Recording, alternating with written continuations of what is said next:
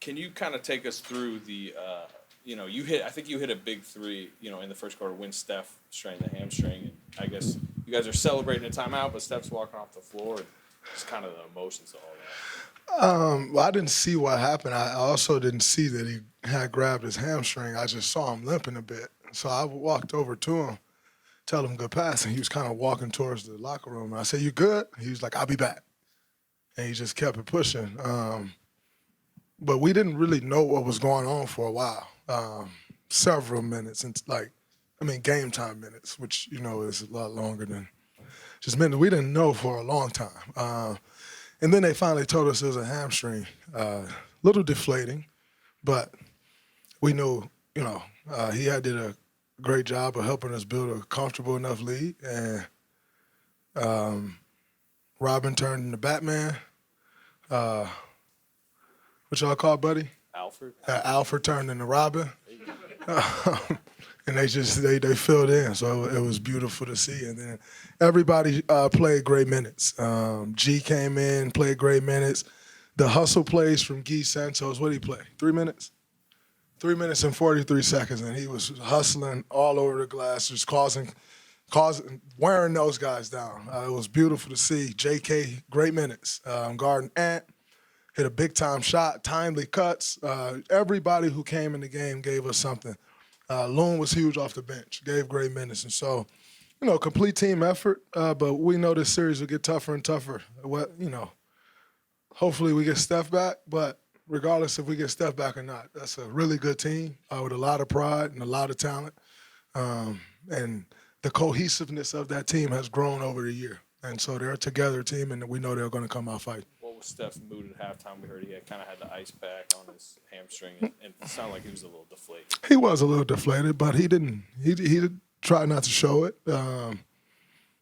He was just in the locker room waiting on guys to come in, continuing to show that support, saying what he saw going on in the game. But it was a tough one. You guys held Minnesota over 15 from 3 in the first half, and I just saw 88 points overall. Was there something special about defensive effort today, or just something you guys did that was extraordinary? We flew around. We made extra efforts, which was important. We know this is a very, very good three-point shooting team. And we knew that we didn't want to give them uncontested looks. They starting to hit threes, they can roll.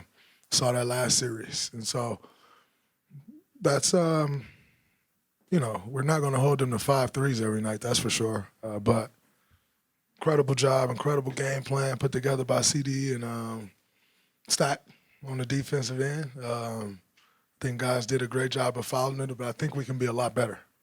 Draymond, 18 offensive rebounds, 7 by Jimmy. How'd you play bigger than these Timberwolves? I think, just being relentless. We talked about that before the game, just like, we got out-rebounded pretty badly in the Houston series. It's not necessarily that we're going to come out-rebound this team, although we did, but we can try to cut that back some. Let's not let that be a staple, and we're trying to outplay the rebounding edge. So, the 18 offensive rebounds was huge. Loon got some big ones. But in saying that, they missed a lot of shots. And it's important that we're not giving up offensive rebounds. Rudy did an incredible job starting that game, getting offensive rebounds. And we were able to clean it up a bit as the game went on. But Rudy's a great offensive rebounder, has been his whole career. Showed that a lot in that Lakers series. So it was something that we wanted to target, focus in on. But it's a complete team effort, man. It's tough to box out Rudy and go get the ball. So our guards did a great job of coming back and cleaning up those rebounds. And then it allowed us to get out and run. You hit 4 3-pointers. How much were you channeling Steph tonight?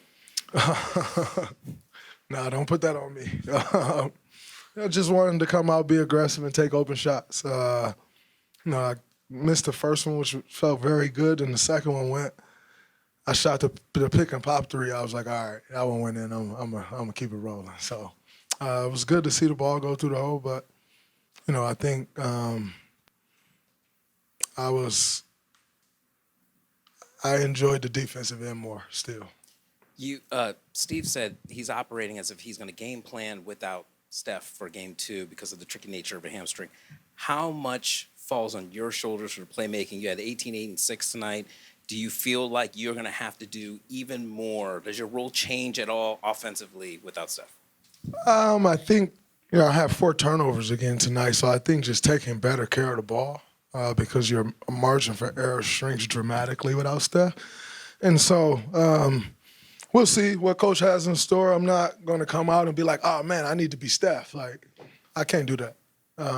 But, I may have to handle a little more. We'll see, but just play my role, play the game, honor the game plan that Coach gives us. If that's me making more plays, then I'll try to do that. But we got Jimmy Butler still, who is incredible at making plays for people. So we'll just collectively continue to move the ball, try to find open guys, and try to make the right plays. We've all seen the Jimmy Buddy dynamic, and they're both new to the team. They're just it's joking, it's laughter. But is there a competitive thing with both those guys that you see and you feel beyond the laughter, or is the laughter part of all that? It's a part of it, but they have an incredible relationship. Y'all don't get to see everything, but there's times where they really go at it. That's just the nature of the game we play. They went at it in the huddle today. But it's great. You love to see guys engaged and, communicating back and forth to each other. But they have a great dynamic. Both of them playing great basketball for us is 2 great additions to this team this year. Draymond, you talked about how your role might be different without Steph. How much different is the offense without Steph?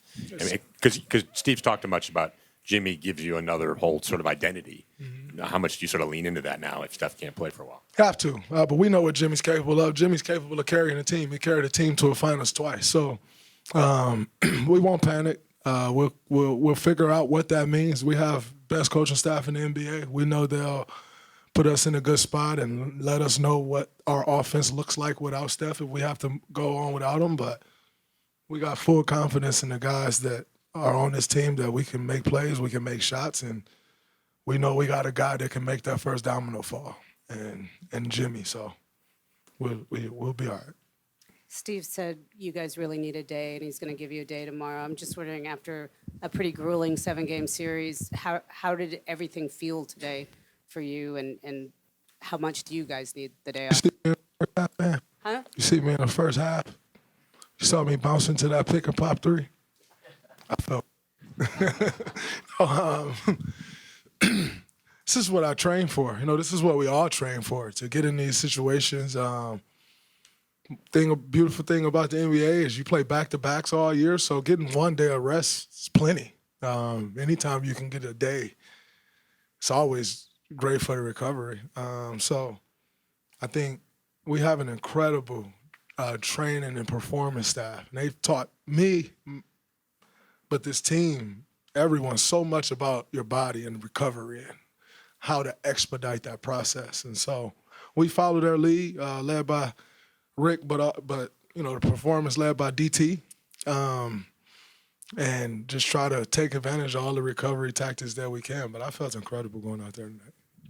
As someone who's been through this a lot, what is it like watching some of these guys get their first, real high-pressure, high-stakes playoff moments? I know you're witnessing them kind of go through it. What is that like to watch? It's great, because it takes you back to those moments when it was your first time. I always tell people when I've had the absolute honor and some luck to win 4 championships. And the first one was incredible. Everyone after that, the most joy, or you get the most joy out of watching the guys that won it for the first time and their reaction, because it just take you back to that moment. And watching these guys go through their kind of first test in these playoffs is great, because you see who stands up, who struggles a little bit, but as a leader, it's fun because you get to coach those guys through it. You get to grab their hand and walk them through. You get to boost their confidence, if they're having a rough stretch. And so it's always a treat watching guys go through it their first time. But it's on us, myself, Jimmy, Steph down, but Loon, guys who have that experience to coach them up and drag them through it. How crazy is it that Pat Spencer can step into a playoff game and play like that? Pat is a damn good basketball player, and I know he don't look like it.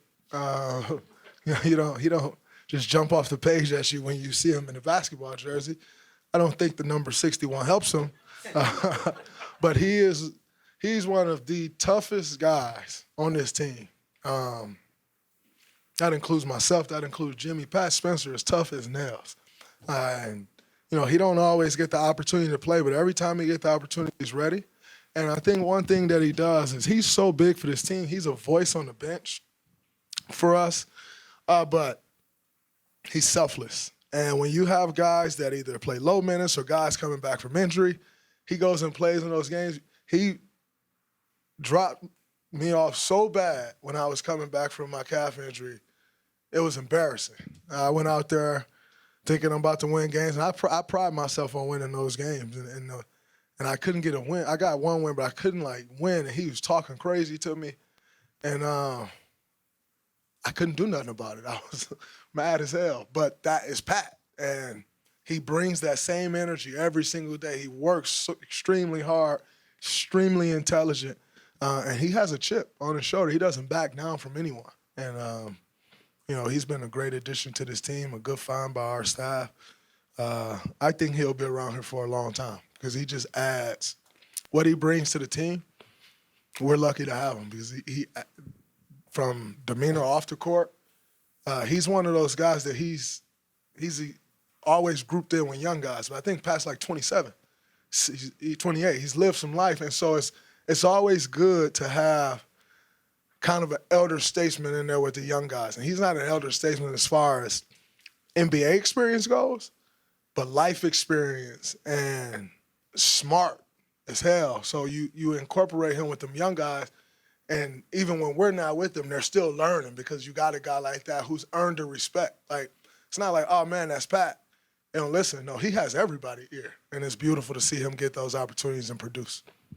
Draymond, what's the mood of the team right now? I can imagine coming out there, it's like an adrenaline high. You win the game on the road, a second straight win. You go in the locker room, I'm guessing reality sets in about how hard the next few games are going to be. That one was hard. They are hard games to win. Obviously, things get tougher if we got to go forward without Steph, but it's the same mission. We're trying to keep this thing going, win as many games as we can. So, I'm not going to let that reality set in right now. We'll start figuring that out tomorrow. I'm going to enjoy this win tonight, rest up, recover, and we'll get back to the drawing board. Like I said earlier, I think we got the best coaching staff in the NBA. They'll put us in a position to be successful, and it's on us to go out there and perform.